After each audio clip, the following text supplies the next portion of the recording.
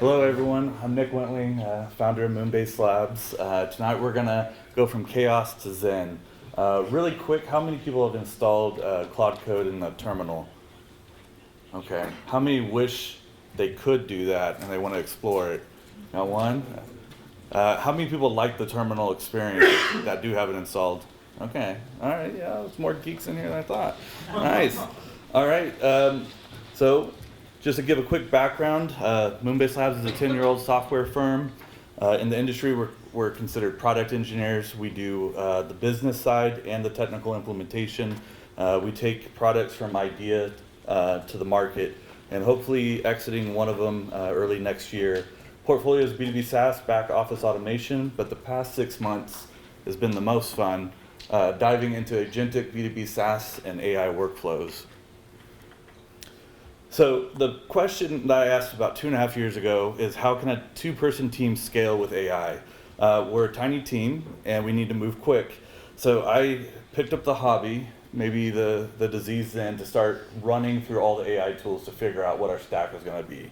In the early days we had Copilot, the autocomplete, then we got Cursor, which was a huge unlock, and then we started playing with Claude, Codex, and Gemini and the CLI, and everything really started moving. And with these tools, it pretty much operates our whole business right now, all the left side things, but for tonight, we're focused on building a product as a full stack app. But we now prototype quicker now. We get to market insanely fast for our customers, where we used to do a lot of sketching, workflows, diagrams, like different designs.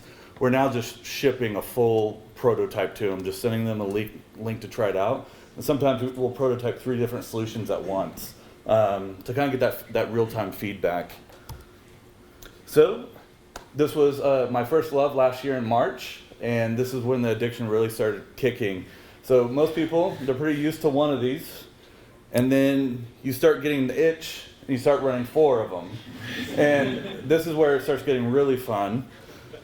And then we had Agent Swarm and Teams come out, so that's your main agent over there, and here's your swarm working.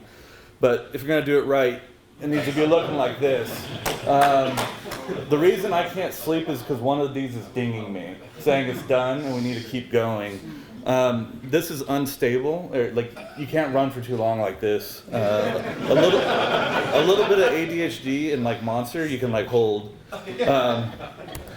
So what I discovered after complaining on Twitter was this app called Conductor. It's 2 guys, I think it's more now, but they lived in San Francisco, and I was complaining that I couldn't handle all my different work trees. So all of these was just nuts. They were crossing each other, so you break them out into Git work trees so they have their own app, their own database. And I was handling it all with shell commands, which was terrible. So I found out about Conductor, and I kind of fell in love with it maybe last summer and started providing a ton of feedback. They were looking for early adopters. I love being an early adopter, so I jumped in and kind of helped push the product in a way that would be awesome. So why Conductor really quick? Get work trees, one, more control of the context. That's one thing I was struggling with here, moving context between the different windows. And I wanted to create multiple apps with multiple agents at the same time. We're a tiny shop, we have to ship to survive. So our workflow has a baseline. All of our meetings, tasks go into Notion. We feed it into Claude for the orchestration layer, and then production. To give a quick example and try to do this in real time, which is a terrible idea with AI, but this is one of our asks from our client and one of the apps we're building right now for a freight brokerage. And this is where I jump over and I copy it. This is Conductor here, so it's in the Pro Max Freight app. So this is creating my dev environment really quick. Underneath here, all of our skills, all of our plugins are sitting underneath there. The Moonbase DNA is sitting there. So it knows exactly where I'm trying to go. So we kind of... Nic, those are lots of files about you and your business, and then files with instructions? Yes, yeah. So different skills, front end, back end, all of that. Just, we kind of took 10 years of building and built it into Markdown. So But I'm gonna quickly add a little bit more here. The other thing I don't really type. I just use my voice with Super Whisper. There's way more context. So, wrong one. Be sure to add, this is way too many people to do this in front of. So usually I don't see anybody. So this is all going in. Use your front end skill, use Agent Browser for testing, make no mistakes, and you're awesome. Make sure you do that. So usually it's a lot more talking back and forth. Oh, where'd he go? It went in red. Yeah, right there. Second. First bracket is there. Oh yeah, I see it. We're just gonna fire it. It's gonna probably take 15 minutes to build this out. So typically, we take the engineering spec, we break it down into features. We start loading the features into these different agents on the left side. So kind of to fire off another one for the data people in the room, build a database. Oh, it's already trying to test. Oh, so it's running your browser because it's testing what it's building? Yeah. Base relationship. How many of you know what Markdown is? All right. Yeah, notes files, right? It's like text, but better. So really quick, it's walking me through which option should we do. We're scraping a site, just to give a little bit more context. Oh,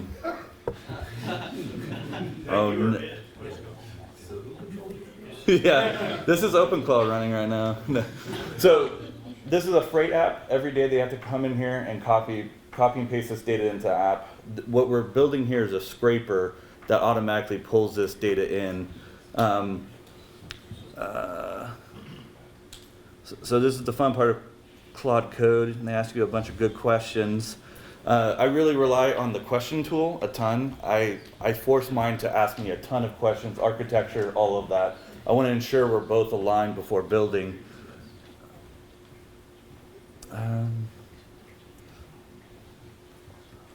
So that's kicking off a couple agents. So one thing I like about this interface is you'll start seeing the breakdown of the thinking here. When you have all those terminals, it can get quite overwhelming.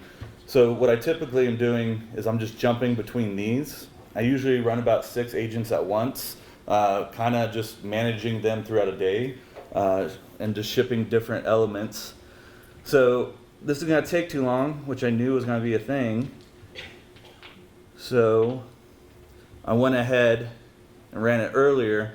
And with the way I have it set up, we're very heavy on plan mode. Down here at the bottom is the plan mode, and I'm running Opus 4.6 and thinking.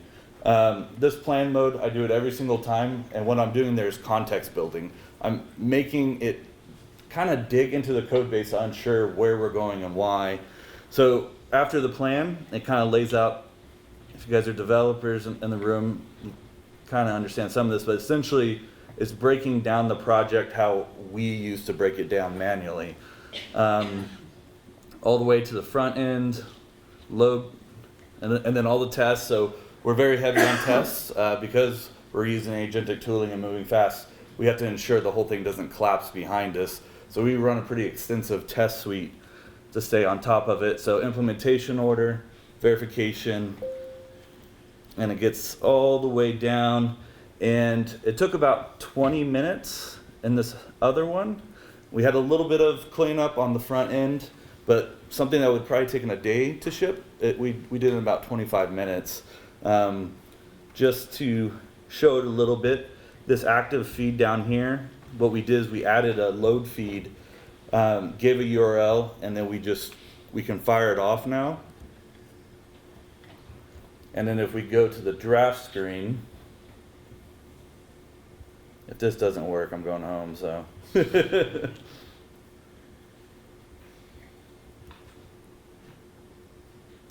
It always breaks, doesn't it?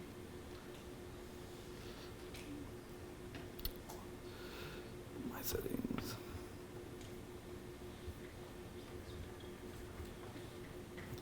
Says it's doing it now. It worked when I was testing earlier. But just to kind of jump back in, so that's an idea of a feature request. So the auto import available loads from the Stark Forest load board, pushing it into Conductor. Let's go back really quick.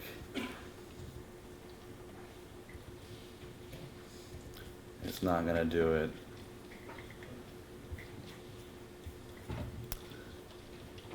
Should have tested more. So let me jump back to Conductor and see how our other ones are going. So this one is a database relationship diagram. I use this a lot to build context.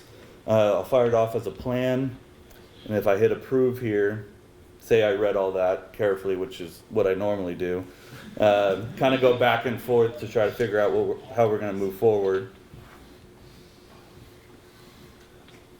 Let me see if there's another one in here. Maybe we'll just do it live. Loads are not pulling in. But the thing that I love about the Conductor UI is if you need to step in, you can step in, see all the tool calls, the different parts. Here's a bunch of tool searches, where it's reading.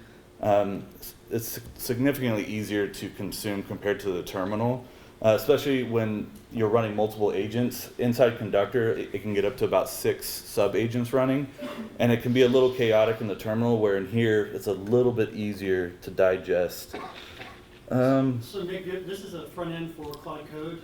Yes. So a lot of what we're seeing here is what you get when you hit kind of Control O? Yes, yeah. So essentially, you have the command line, CLI in the back end. You'll log in, and then it will attach itself to the subscription, and then you get this interface here. And the whole thing is the orchestration layer. How can you build multiple features at the same time? But for developers, it's pretty familiar. On the right side, these are the changes that we're reviewing. So part of my workflow, as this is figuring itself out, I will also trigger a review. So this button at the top right will fire a review for all the diff changes in here. It'll take about 10 minutes or so to run through there. But for those that like codecs, you can switch over here. The new 5.4 is in, and you can ask the same thing, review the changes in this diff.